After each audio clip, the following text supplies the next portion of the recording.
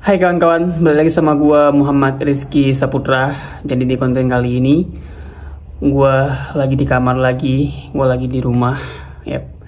Jadi hari ini gua bakal bahas laga kemarin, laga kemarin malam, yaitu Indonesia versus Cina. Yep. Indonesia versus China dengan skor 2-1, kemenangan untuk China, dan pertama kalinya mereka dapat poin langsung 3 cuy. Jujur, gue kecewa sama Sintayong kali ini. Sintayong tuh terlalu bereksperimen. Dia mencoba formasi baru, merubah-rubah pemain. Menyusun starting line up yang berbeda-beda tiap laga gitu. Jujur gue kecewa sama Coach Shin kali ini. Gue salah satu orang yang support banget timnas Indonesia cuy. Gue nge-support apapun yang terjadi buat timnas. Gue nge-support STY. Gue nge-support pemain diaspora, pemain naturalisasi. Gue agak problem lah dengan hal itu. Gue support semua cuy. Gue dukung selalu sama timnas apapun terjadi. Tapi kali ini gue berhak dengan opini gue. Gue berhak buat gue ngekritik kali ini, yaitu Sintayong ini murni kesalahan Coach Shin cuy. Kalau lo gak terima dengan analisa gue, dengan opini gue, dengan pendapat gue siap dengan kritik lo semua. Gue siap dengan apapun yang lo bilang ke gue di kolom komentar nanti, apapun gue siap gitu cuy. Tapi ini menurut opini gue, ini pendapat gue, kali ini Sintayong benar-benar blunder cuy. Sintayong, gue pikir Sintayong dia agak nganggap remeh tim lawan yaitu Cina. Karena Sintayong pikir Cina gak pernah menang. Cina dengan 0 poin mereka di grup. Mereka udah main berapa kali? 4 sama yang semalam sama timnas 4 kali. 3 kali mereka main gak dapat poin, jadi lumbung gol buat tim-tim lain. Jepang dibantai 7-0, Bahrain juga kalah, sama Australia juga kalah, gak dapat 1 poin cuy. Dan kita udah dapat 3 poin dengan melawan tim-tim yang di atas kertas lebih kuat dari tim kita, yaitu timnas Indonesia. Kita udah berhasil menahan imbang Arab Saudi di kandangnya Saudi. Terus kita udah berhasil menahannya imbang Australia dengan skor 0-0 kalau nggak salah di GBK. Dan juga kita udah berhasil, seharusnya kita udah dapat 3 poin sama melawan ke kandangnya Bahrain. Tapi is okay, itu udah lewat semua. Nah, kita bisa menahan lah, bisa curi poin juga di Bahrain, yang notabene tim-tim 3 itu di atas kertas lebih kuat dari tim kita itu secara ranking FIFA Dan Cina, kita udah diambang-ambang tuh, kita dapat 3 poin, kita bisa dapat kemenangan di kandangnya Cina. Kita udah di atas angin gitu cuy. Semua orang udah berpikir bahwa kita bakal mencuri 3 poin, bakal dapat kemenangan dengan mudah, karena Cina gak pernah dapat hasil yang memuaskan. Seri pun gak pernah mereka dapat. Mereka dengan 0 poin jadi tim juru kunci cuy di grup kita. Jadi Sintayong gua rasa dia nganggap remeh lawan, yaitu Cina. Sintayong pikir dengan 0 poin Sintayong bisa mengeksperimen, ngecoba pemain ini itu Sintayong pikir dia bisa ngelawan, dia bisa mencuri poin dengan taktik dengan pemain-pemain yang dia turunkan di starting line up cuy. Dia ngeksperimen kali ini. Itu goblok sih kalau menurut gua Jujur gua kesel kali ini.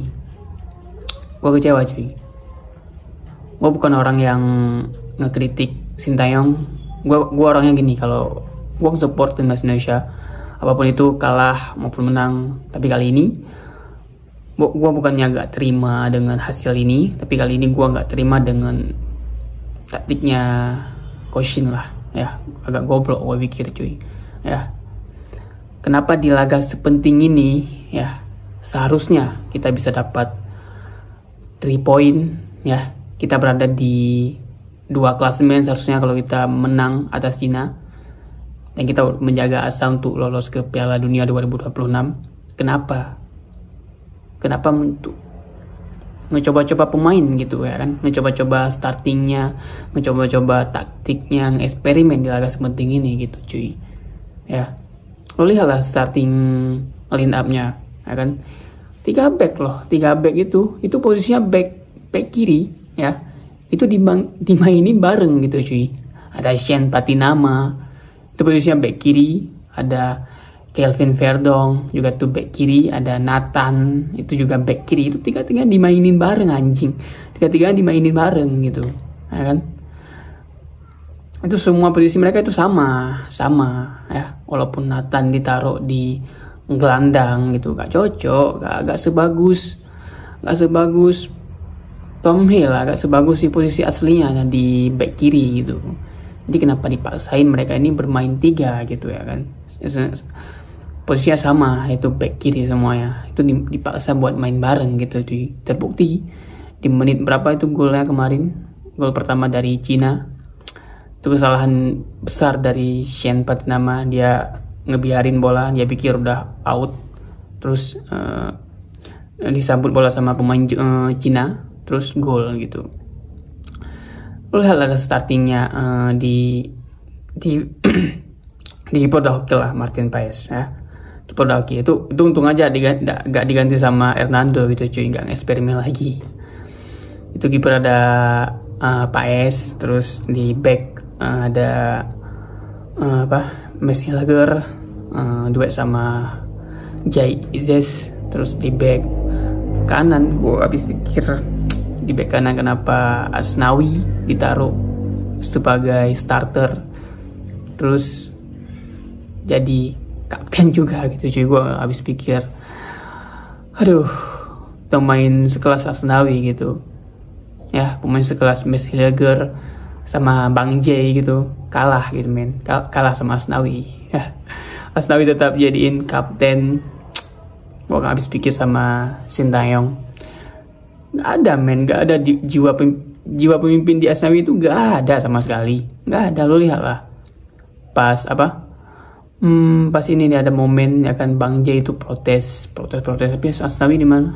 Gak ada anjing. Makanya gue kesel sama Sintayong nih kali ini. Ini benar-benar pure blundernya Sintayong kali ini.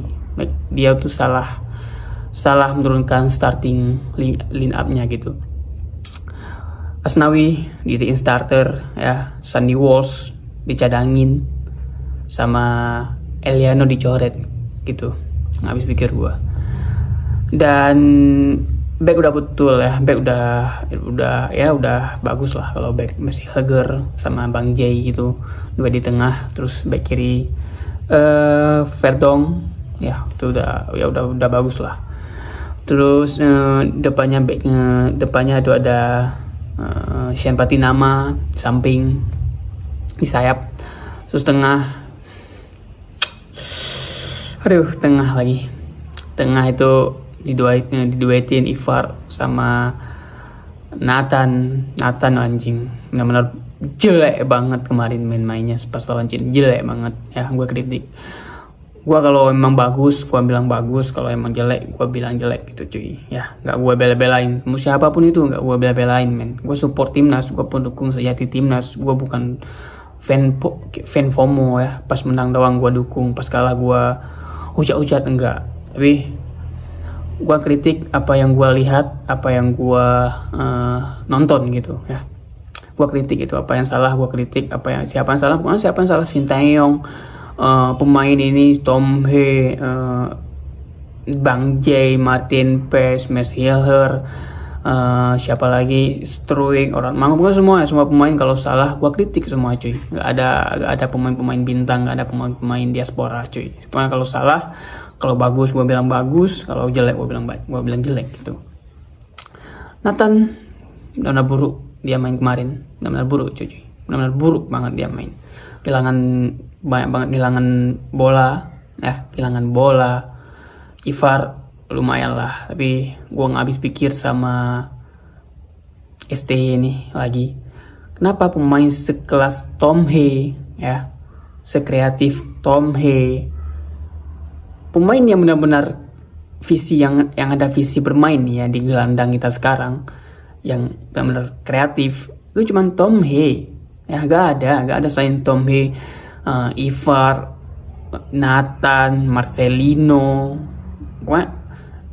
pemain yang paling bagus di gelandang, ya, yang punya kreatif, yang punya visi, itu cuma Tom Hee. Tapi gue habis pikir kenapa Tom Hee dicadangin gitu, men, ya, kenapa lebih memilih Nathan gitu. Padahal kemarin udah bagus pas lawan Bahrain gitu, pas lawan Bahrain udah bagus banget duet Ivar sama Tom Hee, udah bagus banget, men. Cuma kesalahan kemarin pas lawan Bahrain cuman Jordi Amat, ya, Jordi Amat gitu dijadiin starter. Cuma itu doang yang salah sama Jordi Amat. Cuma salah sama Jordi Amat. Seharusnya Rizky Ridho yang main kemarin di awal gitu. Tapi kenapa kali ini diubah semua startingnya? Gue gak habis pikir. Witan, ya, dimasukin starter pas lawan Cina. Witan juga main buruk, ya. Struik lumayan lah, orang Mangun ya yang bagus, yang ya lumayan lah, yang bagus dari yang lain lah, orang Mangun. Padahal Malik main bagus kemarin pas lawan Bahrain, dia main bagus walaupun kepalanya udah bocor, ya udah diperban gitu, lo lihat semua. Dia masih main bagus, dia kerja keras, ekstra, dia siap fight di lapangan. Gue suka pemain yang udah siap di lapangan gitu, yang udah siap fight gitu. Dia naik turun, ya, tenaganya gak habis gitu. Gua suka. Tapi kenapa Sintayong ngubah lagi formasinya, dicadangin lagi Malik? Ya udah bagus sebenarnya cuy, Malik, tapi Witan dimainin. Gua nggak habis pikir, ya. Padahal yang harus dirombak cuman Jordi Amat, men, di startingnya, di starting line up-nya pas lawan Cina cuman Jordi Amat, terus diganti sama Rizky Ridho. Tapi kenapa diubah semua? Shen dimasuk,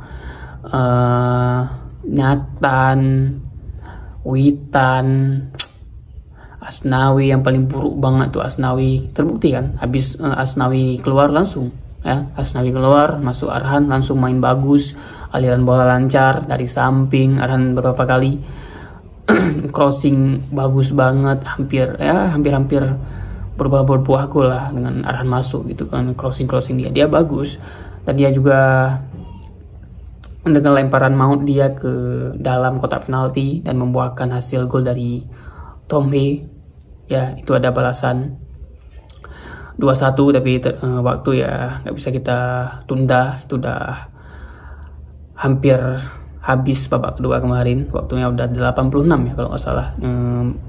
Gol balasan dari timnas kita, yaitu dari Tom Hee, pemain yang dicadangin, ya. Gue habis pikir sama keputusannya Sintayong, tolol emang kali ini. Gue kesel, ini murni banget kesalahannya Sintayong. Ini harus dievaluasi sih sama pemain, sama Pak Erik, ya, Koshin. Kenapa skuad udah bagus, ya, pemain udah siap tampil seperti Tom Hee, Rizky Ridho, Malik, Eliano udah siap tampil. Kenapa dicadangin lagi? Mereka udah main bagus, kenapa dicadangin? Terus pemain-pemain gak perform dijadiin starter, ya. Terus hasilnya begini, kita kecolongan 2 gol di babak pertama. Udah susah lah tim sekelas kita gitu, timnas yang baru berkembang, ya, yang baru mau naik gitu, susah. Kita masih beradaptasi dengan pemain baru kita, yaitu Messi Helger, ya, masih beradaptasi sama pemain kita. Dia itu baru debut lah, ya, kita bisa bilang dia baru duet sama Bang J gitu. Tapi gue gak tahu, ya, sama keputusannya Sintayong gitu. Kenapa squad diubah-ubah terus, nggak stay ya juga. Ini apa namanya? Gak langsung ini aja nih, ini pemain utama, ini starter aja terus, gak usah cadangin, gak usah ubah-ubah terus. Lo itu bukan Pep Guardiola, Sintayong. Lo itu bukan Pep, lo itu bukan Josep Guardiola ya.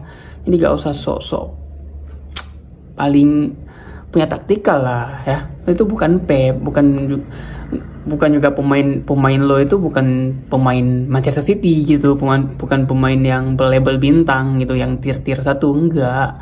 Pemain lo itu pemain ya yang tier 3, 4 lah. Jadi nggak usah lo ubah-ubah terus ya. Kalau ini pemain bagus, kalau ini mainnya bagus, ya udah lo jadiin starter ya terus. Tiap match, tiap laga lo jadiin starter, seperti Tom He, Rizky Ridho itu gak bisa lo cadangin. Rizky Ridho itu main bagus banget ya. Dari beberapa bulan kemarin dia tuh gak bisa dicadangin kalau menurut gua. Dia itu bermain sangat-sangat efektif. Dia tuh bermain sangat-sangat bagus gitu, Rizky Ridho kalau menurut gua gitu. Jadi kalau Rizky Ridho ya kan dia bermain bagus, kenapa harus dicadangin gitu? Rizky Ridho, terus Sandy Walsh, Tom He, mereka itu bermain bagus, tapi kenapa dia harus dicadangin? Kita ini sebenarnya rakyat Indonesia nih, seperti gua nih sebagai pendukung timnas. Ini dalam hati gua bilang kepada Koshin ya, kita ini rakyat Indonesia tulus kok mau Koshin itu menurunkan pemain diaspora semua, pemain keturunan semua. Gak apa-apa, gak ada pemain lokal satupun, gak ada Asnawi, gak ada Witan, gak ada siapa, pokoknya gak ada satupun lah pemain keturunan gitu. Kalau emang pemain keturunan itu lebih berkualitas, lebih bagus mainnya, ya udah turun aja mereka semua sebagai starter gitu. Turun aja semua, gak usah ada pemain lokal full gitu.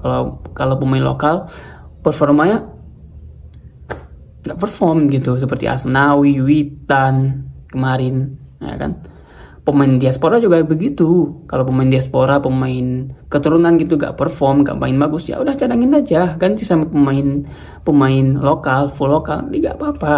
Jadi gitu buat Sintayong. Jadi gak usah dipaksain, gak usah mengemaskan satu pemain gitu dan mengobarkan pemain-pemain yang bermain bagus gitu. Jadi gitu kalau menurut gua. Jadi itu pesan gua ya. Buat Sintayong, dia gak usah sok paling gak usah sok paling bertaktik gitu, ngubah-ubah starting. Kalau starting itu udah bagus, udah bermain bagus, ya udah itu aja terus yang lo gunain gitu. Nanti melawan Jepang di GBK nanti pas bulan depan, yaitu November, dan juga melawan satu lagi nanti Saudi ya, Saudi di GBK juga. Kita bakal bermain tandang nanti, dan gua harap nih ya, pokoknya kita tetap support terus timnas Indonesia maupun hasil yang terjadi, ya mau kalah apalagi menang gitu. Dan buat Sintayong juga, gua harap jangan melakukan eksperimen lagi di laga-laga penting. Ini kualifikasi Piala Dunia cuy ya, bukan AFF, bukan laga persahabatan bisa lo ngubah-ubah starting line up lo ya. Jadi gak usah nge-eksperimen di laga-laga penting ini. Itu pesan buat ST. Jadi kalau lo gak senang sama statement gua di video kali ini, gua siap dengan kritik lo semua di kolom komentar cuy, gua siap ya. Oke, semoga nanti Sintayong gak nge-eksperimen lagi di laga penting melawan Jepang sama Saudi. Dan buat yang masih bertanya-tanya nih ya, apakah kita masih ada peluang buat lolos ke Piala Dunia 2026? Masih besar. Kan target kita dari awal bukan lolos secara otomatis, lolos sebagai peringkat kedua gitu cuy, ya kan? Target kita dari awal yaitu lolos sebagai peringkat 3 ataupun keempat.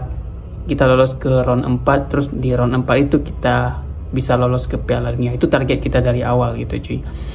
Jadi target kita dari awal bukan kedua, jadi ekspektasi lo gak usah terlalu tinggi ya. Kita timnas Indonesia, tim yang lagi mau berkembang gitu cuy.